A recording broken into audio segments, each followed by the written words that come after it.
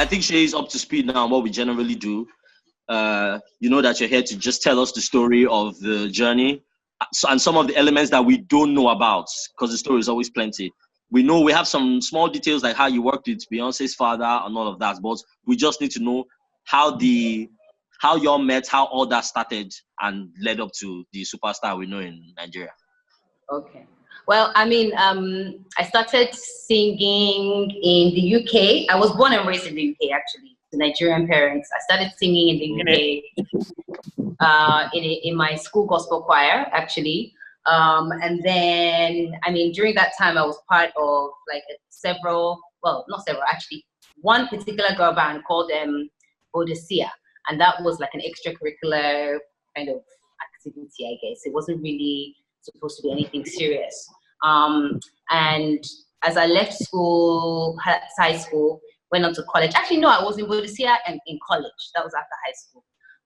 And then as I entered university, towards the end of my uni, I actually joined another girl band called From Above. And how we met was, it was like an audition, right? A national audition, and that was in the paper, in the Gazette. That was like my uni newsletter type of thing. And I basically went to go and audition, and I got selected to be the 5th member of the band.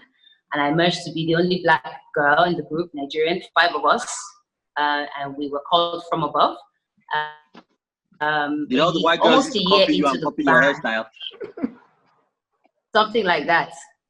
Almost a year into the band, we were tipped that Matthew Knowles was in the UK with Beyonce, because he was managing her at the time.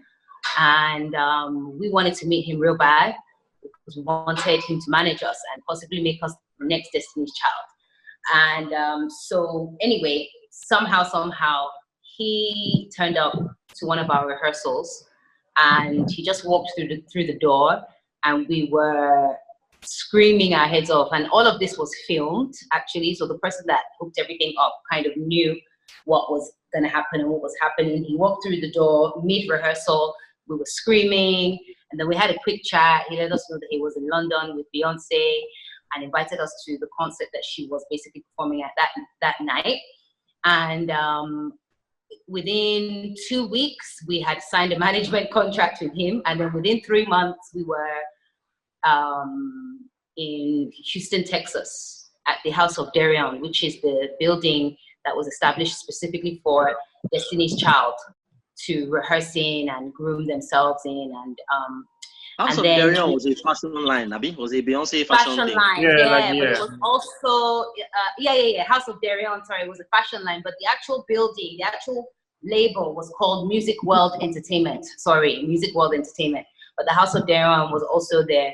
So we quite quickly became like the new girl band that was going to take over everything and everywhere. And that's where we underwent a lot of vocal training, choreography classes. We recorded with some fantastic people, Rob Knox, and some amazing engineers and producers. And then we went on to tour with Beyonce Knowles. We supported her I Am tour, which was back in the UK at that time. And that was the first time I'd ever performed in front of such a magnitude of people. I think it was like every night it was like between 15 and 20,000 people just across the UK. And we were. Did you like ever come across Beyonce? How was like, did you and Beyonce ever like link? Did you link up? We did. We spoke, and this was all part of a reality TV show called Breaking From Above. So our whole experience from London, meeting Matthew Knowles, to moving to Houston, Texas, to undergoing all of the, the grooming was all documented, was all filmed, and MTV were interested in the footage, and it was like everything was kind of planned almost. I mean, at that time, I didn't really understand how everything was kind of going so smoothly and how everything was just, but gradually the whole experience, the whole process turned into a reality show.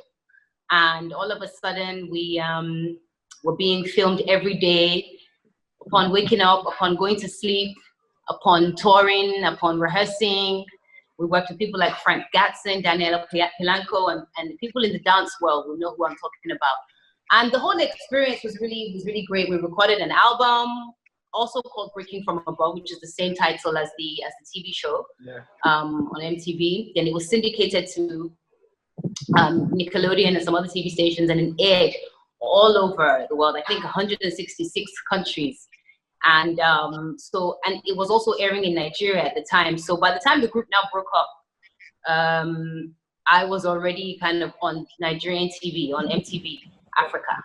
And so when the group broke up and I moved to Nigeria, a few people had already they already knew who I was, and I was kind of recognized a little bit. So, and the group broke up because I guess I think the cherry on the cake for us was when we entered a TV show called X Factor, and we didn't get very far. Oh yeah. Was Simon there? Yes, Simon was there. Nicole Scherzinger was there at the time, and I think we were tipped to kind of get quite far in the competition, if not win, because of the relationship that Simon Cowell and Matthew Knowles, who was our manager at the time, had. And we didn't. I think we got booted out after the second episode or something, audition. And that made everybody quite disheartened. I mean, after, a couple of years of being together and not really having that much success, apart from obviously the reality show, touring with Beyonce, I would say those things were quite huge milestones, but I don't think the rest of the girls felt the same. And everybody just kind of started to feel a little bit frustrated, and they wanted to do different things. So I moved to Nigeria, and the other girls went on to do other things. And I came to Nigeria under the wings of Flight Time. Why though? Why did you stay in Jan? Why did you choose to move to Nigeria? Because at the time, I remember Nigerian music was popping off, really kind of bubbling at that time. And also I remembered I was just feeling quite sad about the group breaking up, and I just remembered before my mom passed away, the day before she passed away, she finally admitted to me she finally agreed for me to go ahead and just do music, right? So initially she wanted me to be a doctor, and we spent most of my teenage years kind of just arguing and fighting, oh, I don't want to be a doctor. I want to study music. I want to go to. We all know that story. Management and blah blah blah. But the last time I ever saw her, she just said, you know what? She had a dream that I would go to Africa and I would become a star out there. So actually, she just wants to give me her blessing and say, hey, look, I think that, after this, you should go and don't look back. And obviously I didn't know she was going to die, but I just thought she was speaking from okay, you know what? I'm tired of fighting. Not knowing that she actually was kind of saying her last words, giving me her blessing and everything, My mom was quite a spiritual woman, so I guess that was, had a lot to do with it. And then, so I remembered that conversation with her. And then having Sound Sultan as a friend of mine, and having him convince me over years to move back to Nigeria, come and do music in Nigeria, and then him introducing me to Cecil Hammond, and Cecil Hammond having this great plan for me if I did choose to come back to Nigeria and do music. Everything just seemed like what I should do. So when the group broke up, I was like, you know what, why not? Let me just take this leap of faith. So I came to Nigeria, started working with Del B, and we did Loving Your Way together with Harry Song. That's who wrote Loving Your Way. Came back to London, shot the video with the help of Fly Time and Sound Sultan, then went back to Nigeria when the song started making waves, did radio tour, started introducing myself as Seyi Shay, and then Fly Time started putting me on shows, all their shows throughout that year. And I just busted my ass rehearsing with my dancers then. DNMT were my dancers then. And I just used everything I had learned from that whole Matthew Knowles from Above experience including all the grueling hours of dancing and rehearsing and singing. I just put it into my solo vibe in Nigeria as Seyi Shay, and kind of the rest is history. I have a quick question. Let me just take you back very quickly to the conversation you had with your mom and that prophecy that you were going to go back home and become a star. Just looking for a story there. Did it in any way influence the title of the single Irawo? Yes. That was How did you know? I mean, I just felt so. he got that ear. Yeah. That's true. That's true. It's true. Actually, that whole song was inspired by my mom. And that fateful afternoon, the last time I saw her. Gotcha. I fought to my girlfriend about that song when the video came out. But really? It's not me telling stories. Let's hear your own story. Just know that my girlfriend fought over that video. Really? Sorry. Okay, so I was gonna say though, because it seemed like when Tunde asked why you chose to come back to Africa, I was thinking, with all the experience that you had experiences with professionals, and you even had girl band experience. So all that coming in, there was a lot of energy to actually come back with. And so I was even going to ask, would you say that was specifically what did it for you? If you didn't have that much experience with the girl band and Matthew Knowles, do you think anything else would have been different?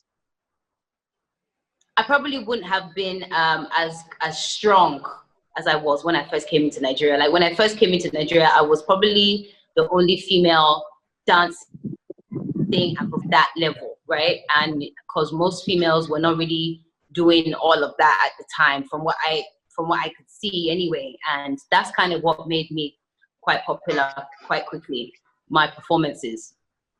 Yeah. And that's obviously as a result of all the training that I had gone through with Matthew and the girls. Okay, so following up, general most to go. So I mean, I understand. It almost feels as if sometimes like you don't get your roses.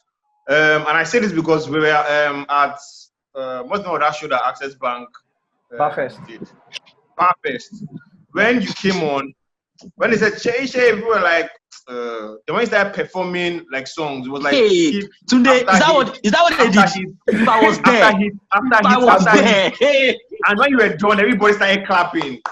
Like, so sometimes I'm like, don't you even recognize like Seyi Shay is like one of the greatest? People don't know. See, don't get me started. I think, to be honest with you, I feel like you have to remember when I remember that night actually. When they called me out, and I think at that point everybody was already kind of like, over it. So when I came out from the day. When I came out, I remember there were like a few young like ladies and on the side, and they were like, oh, okay. So the real fans were like, oh yeah, right. But then everybody else was like, oh, but I beg, what does want to see again? What's new? Do you understand? Like I could feel that, right? But then when I started performing, as you said, and then the DJ would cut the music, and you would just hear the whole everybody singing the acapella and everything. I think the nostalgia and like the songs that they know of Seyi Shay like right now, and all these songs that they were singing back, and I'm talking about Agbero guys, or they remember. I think it's just a matter of me being out of their faces maybe for a minute, right? And but when the songs that everybody knows and love comes on, that's when you really get the vibe, right? And that's what happened that night. Okay, let me touch a bit more on Tunde.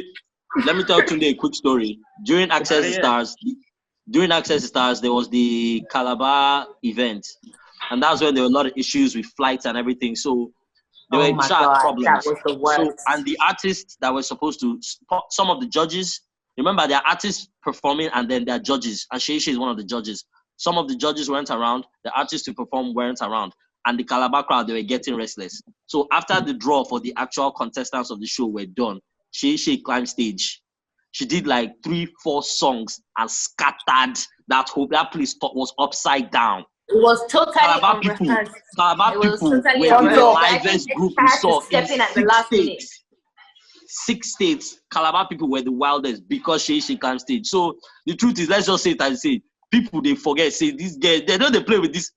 No, they do. Like I feel like I said, like they eventually when the songs that they know and love come up, when all those Seyi Shay songs yes. come up, then they're like, oh my God, yes, my song, like they remember, and then it all turns into a party. But Nigerians are we're quite hard to please. We're skeptics, we're cynical, but you know, music is music. Good music is good music. So when the music that they like and they know and love comes on, you see them, they're trying to force themselves not to sing, but they can't help themselves. They'll just be singing, and you know, and that's how it is a lot of the time for a lot of female artists actually. But you know, we get them.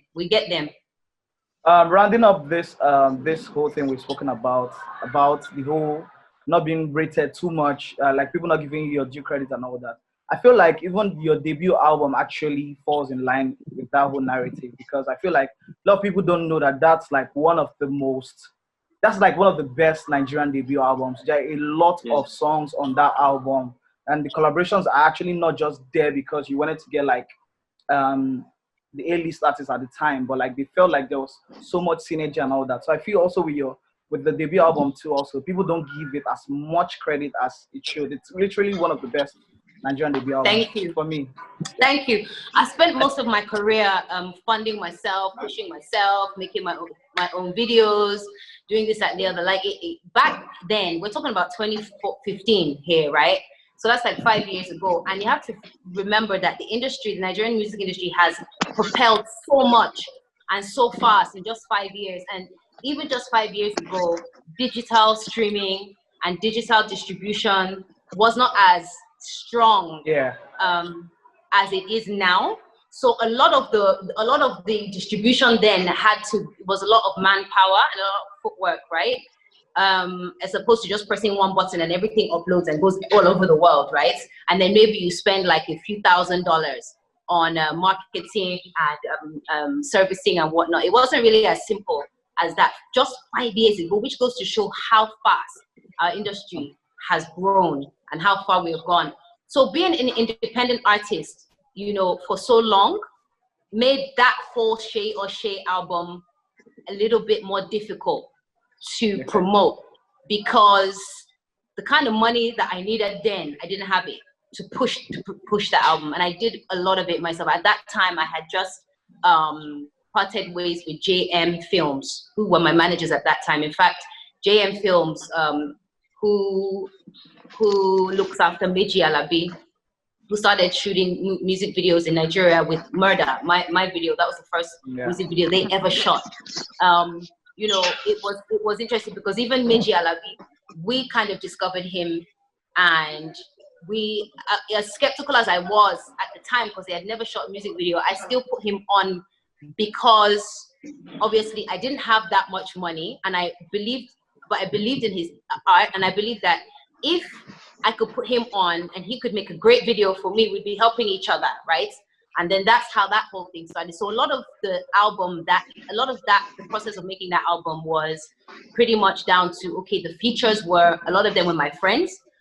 A lot of them I was a fan of, genuinely, since London, like D'banj, you know, and Olamide and all these people. I am genuinely fans of these people since being in London. You get Fino, all these people that featured on that album. I was just fans of them, but it was a shame anyway that the money wasn't as much as it could have been, or as much as I'm making now. Even the investment that I have now, the distribution deals that I have now, if I had them then, the narrative could have been very different.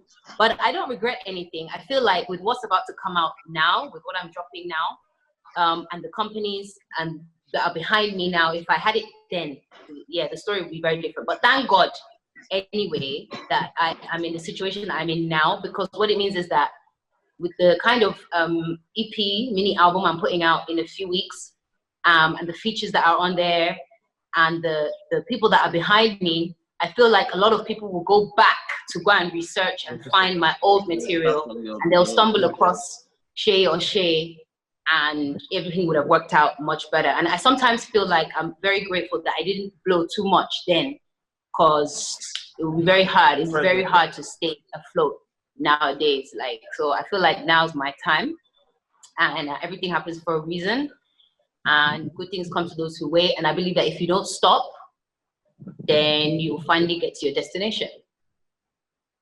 Question: how many Samuel because Bankole was on a live with Harmony like sometime last week, and they were talking about Harmony made some hits for some Nigerians. I mean, I was just there commenting that Seyi Shay's first single that I liked. So I remember he was the one who made No Lele when he went. Then when he went by H Money.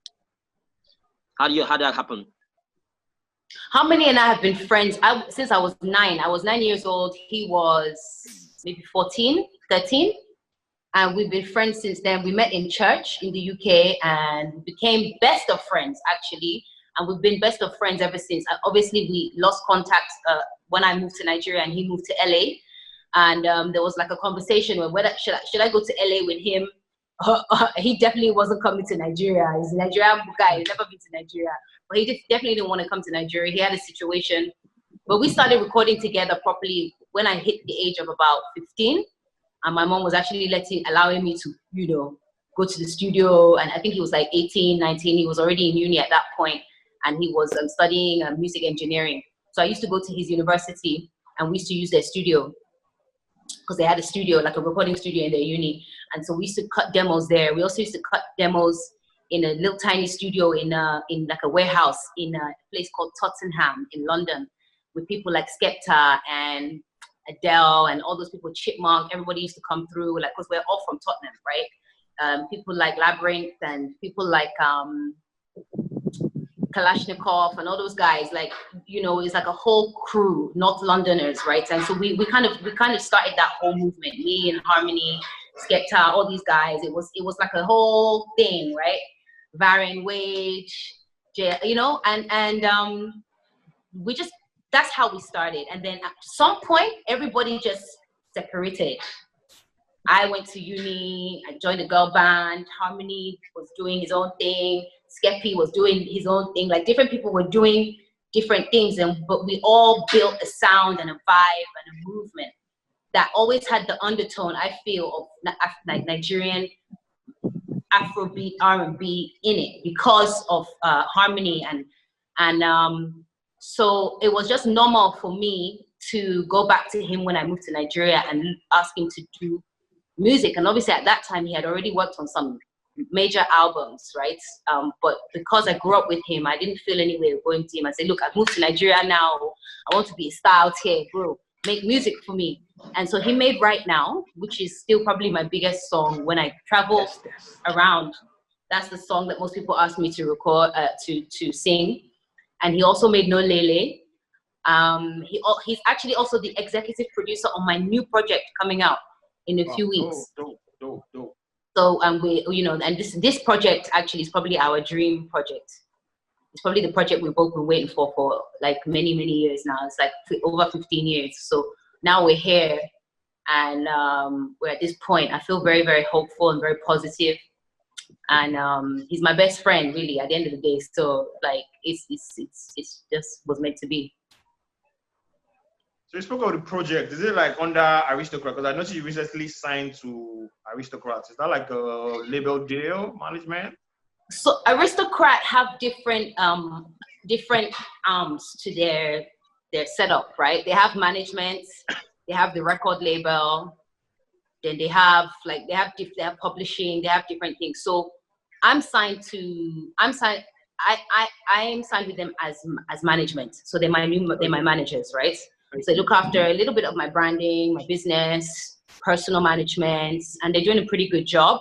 And then they have artists signed to them as like record labels. But as records, I own all my records. I own my masters, all my IP. I own everything. Like, so no Sony, no Universal, nobody owns my stuff. I own everything. And I recently started to appreciate the value of that. When I myself went into negotiations with the new deal. So it's really important to just hold on to your masters and own everything as long as you can. I mean, Tory Lanez gave the same speech about a week ago in his last interview, and he explained how important that was. And I was like, that's so true, because I own my shit too. And even though I was signed to Island Records a few years ago, I don't know if you remember that. I was signed to Island Records back in 2015, around the time of Murder. That was the first time like an international record deal was given to a female Naija, out of like an Afrobeat Naija artist, then it didn't really do much for me, to be honest. But thank God I signed to them like single per single, right? So it wasn't like I had to give them the rights to my stuff. So when I left with my rights too, right? Yeah. So but yeah, man, that's just it's I forgot the question, but anyway, I hope you understand what I'm saying. You answered it perfectly. I don't know what your deal with Aristocrat was, but so you answered that already. Oh yeah. So no, I'm not with them as a record label, but I am with them as management, and they're doing a pretty great job. But I also have a management team in America. So Aristocrats are partnered with FTR, a team called For the Record in America. Two management deals. So they all do they play their part in different territories. But yeah, everybody's great though. I'm very happy. What's the new project with Harmony called? Okay. What's the new project with Harmony? One coming in 2 weeks. What's it called? I think it's called Big Girl. Big Girl. I'm a big girl now. Okay. All right, okay, go. Quick question. So going back to music collaborations you've done, one of my favorite Nigerian music collaboration is Murder with Shady and Patoranking. That's my favorite jam too, man. I feel like I love that song, man. Dr. Frabs produced that record. Where's Dr. Frabs, man? He needs to come back into our industry. Yeah. True. And the video for that song is perfect. Like it just blends. Like it's perfect. They didn't stress it. It was effortless. They were just kicking back. That's Meji though. That's Meji Alabi. Meji Alabi is a genius. Like he put me on big time. Right? We put each other on, and he and I will forever have this chemistry because, like I said, that was my first video that I love Irawo too. Clarence Peters, he's the Don Dada. But Murder was different for me. Murder was a new experience for me. It was really me. I was in my element. Meji made it very easy. And then I went on to make more videos with Meji. I made Crazy featuring Wizkid with him. I also made Right Now with him. Murder, also Mary featuring Fino. And Back and Go featuring Olamide. So me and Meji have made so many videos. Like I said, I wish I just had money then. I would have pushed the shit out of those projects, man. Yeah, but what influenced getting Patoranking and Shady? Because like it seemed like a very, very odd combination at the time. But like yeah, it did. My management at that time, again, JM Films and J Records, they really put my whole shit together at that point. Jimmy and Bayo, who are cousins and they worked together, managing me then. Before Jimmy went on to do this JM Films with Meji Alabi, they had a really good air, even though I used to call them suits, right? Because they weren't, to me, they were more like business.